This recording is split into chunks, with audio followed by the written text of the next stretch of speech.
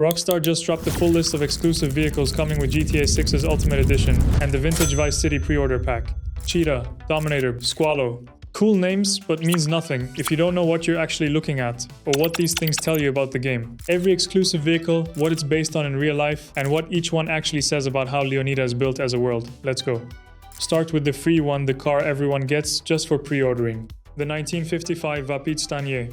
Classic two-door, white wall tires, yellow and white two-tone paint. Comes with a garage in Ocean Beach and has a built-in weapon locker and a secret compartment for storing stolen goods. Real life, this is basically a 1955 Chevrolet Bel Air. One of the most recognizable American cars ever, made the kind of thing you'd see outside a 1950s diner. Vapid is Rockstar's version of Ford, but the Stanier has always been their catch-all classic American sedan. In GTA 5 it was a cop car. In GTA 6, the 1955 version is the civilian classic, and it looks genuinely clean from the screenshots. Worth pre-ordering for? Honestly, the car itself probably isn't the reason, but it's free with any pre-order on either edition, so you're not leaving money on the table by grabbing it. One detail worth noting, the secret compartment for storing stolen goods. That's not a cosmetic feature. That implies the car has actual in-game utility for stashing things during missions. Small detail, but it tells you something about how Rockstar has thought about these vehicles beyond just how they look.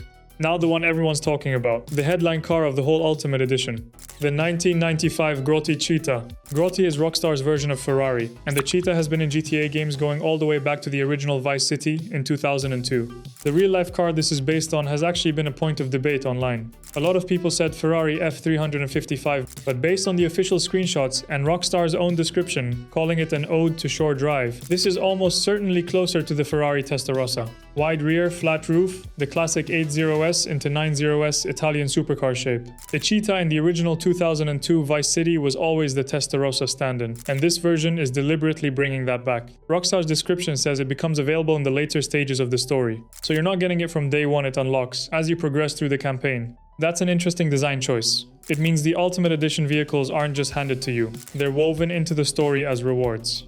Visually, from the screenshots, it's white with a red stripe. Looks exactly like what it's supposed to be, the dream car of that era, rebuilt for the biggest GTA ever made. Next, the one that tells you the most about Leonida's actual geography. The 1967 Vapid Dominator buggy. Off-road focused, built for Mount Calaga and the backwoods of Leonida.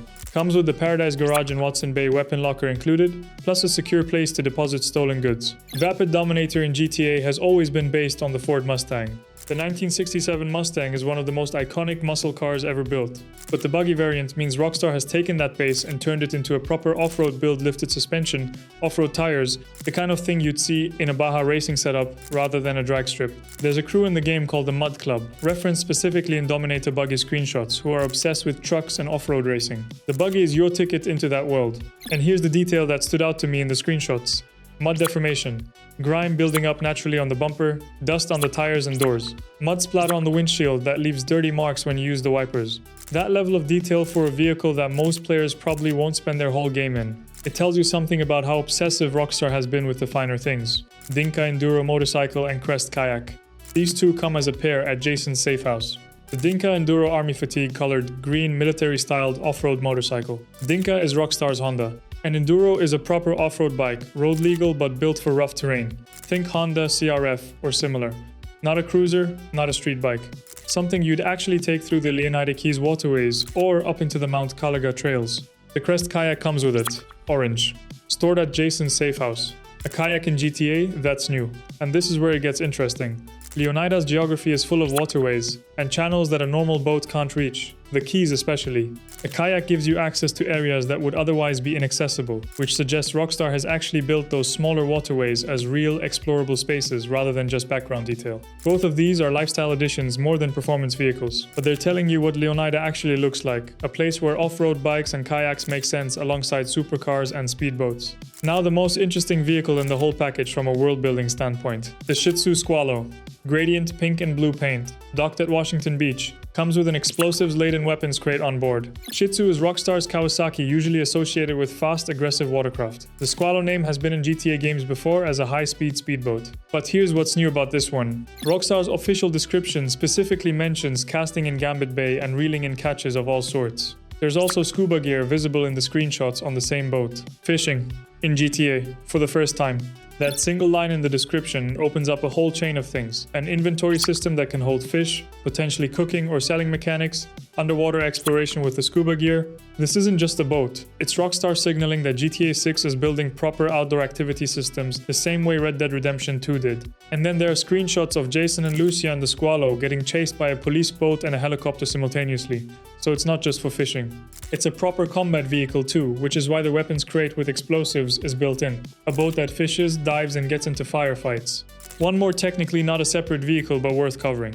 The Vapid Ganado is Jason's pickup truck, his personal vehicle that he has from the start of the game. The Ultimate Edition gives you an exclusive retro mod kit for its cap spoiler, rear aerials, a special livery, essentially turning his worn-in pickup into a classic lowrider adjacent build. Vapid Ganado is based on the Ford F-Series, the most common truck in America. The fact that Jason drives a beat-up pickup as his personal vehicle says everything about his character. He's not living flashy, he's working. The Retro Build mod kit is your chance to make it actually look good while keeping that character-accurate feel. So that's every confirmed exclusive vehicle in GTA 6 right now. The Stanier is a clean classic and it's free. The Cheetah is the obvious standout, the Ferrari Testarossa throwback that Vice City fans have been waiting for since 2002. The Dominator Buggy is the off-road muscle car that fills a gap no GTA has properly addressed before. The Enduro and Kayak offer exploration in the smaller parts of the map. And the Squalo is the most feature-rich vehicle in the whole package. Fishing, diving, combat, all in one boat. Are the vehicles alone worth the extra $20 for the Ultimate Edition? Drop your answer below. And if there's a car on this list you'd actually use the most, let me know that too.